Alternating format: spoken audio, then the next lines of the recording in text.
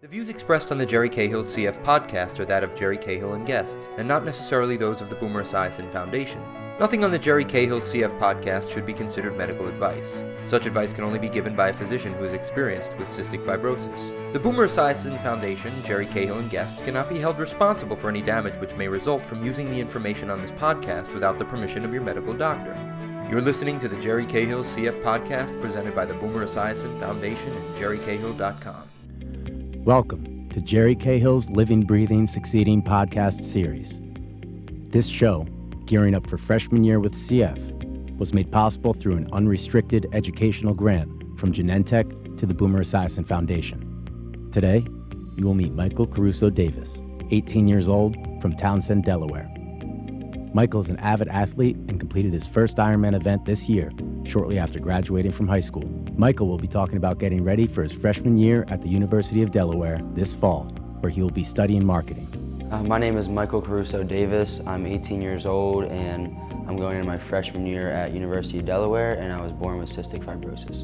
Growing up with cystic fibrosis, I was in and out of the hospitals my whole life. I spent numerous birthdays, holidays, things like that in the hospital, which is very hard and very emotional for me and my family. No kid wants to spend his 6th birthday in a hospital, you know what I mean? About age 12, I was told I was gonna need a 9-month treatment, I was gonna lose my hearing, many other side effects, and basically told there was still a chance that I was gonna die. And one doctor actually, on a whiteboard, drew a line that was kind of straight down and a line that was more progressively going down. And he looked at me and he said, "These are the 2 ways you're gonna die." He said, "It's either gonna be rapid and painful or slow and painful." So he was like, either way you're gonna die and it's gonna be painful. And my mom actually made me put headphones on because no 11, 12-year-old kid wants to hear that. Not even the parent doesn't even want to hear that. So that really sparked something in me to want to do everything in my power to fight this disease and not let anything hold me back and not make excuses, not just accept the fact that this disease could just kill me and just accept that and make excuses about that and feel sorry for myself. I just asked them if I could just have one last kick-ass summer, as we called it. And I took that summer to just be a kid. And I lived at the beach, I surfed, I skimboarded.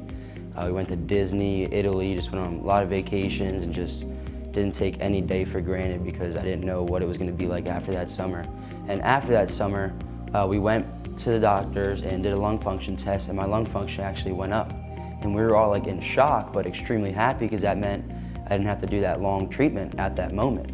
And now 5 years later, I still haven't had to do that thanks to all the running, the biking, the events, and the new medications on the market have really allowed me to live life as normal as possible, and I'm forever grateful for that.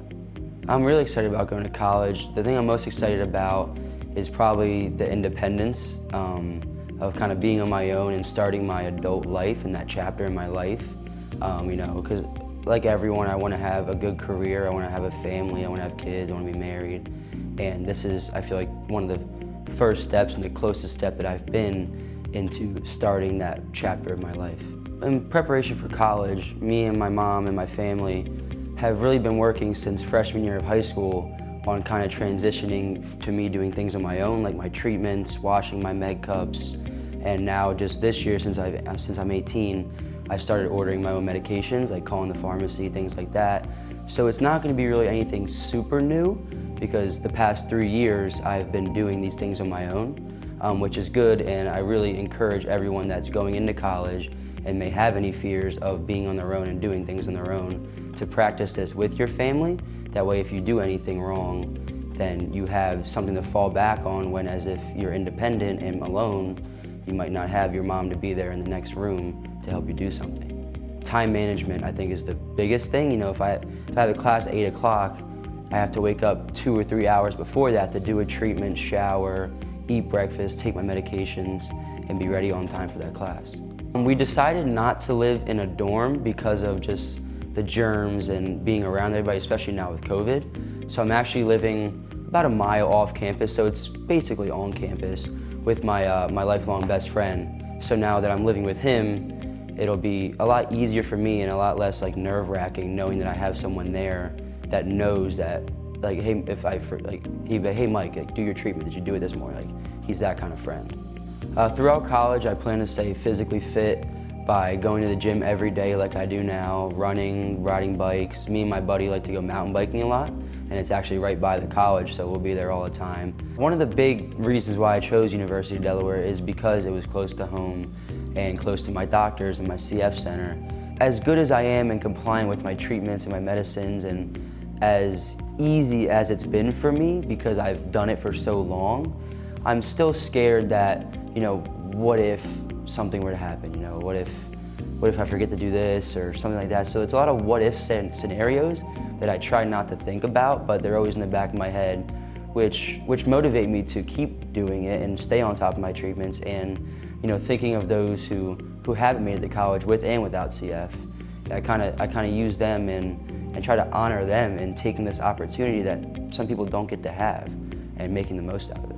So throughout college, it'll really be kind of like high school for me. My health always comes first, and then schoolwork. So, doing my treatments, taking my medications, and then focusing on schoolwork and getting my work done, and then anything else like partying or hanging out with friends, things like that, will always come on the back burner.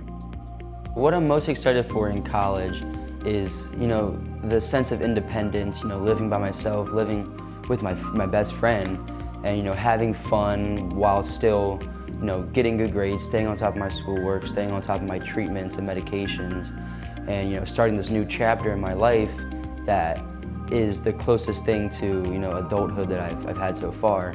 And, I want to start a family one day. I want to get married. I want to have a great career and provide for my family. And this is the closest that I've been to that yet. So I'm really excited about it. I know I'm going to do great. And I know I have a great support system around me if I need some help. And I'm really ready for it. We hope you enjoyed the CF podcast. Be sure to like, subscribe, and hit that notification bell on the Boomer Esiason Foundation's YouTube channel so we can keep you up to date on our latest educational programs for the cystic fibrosis community.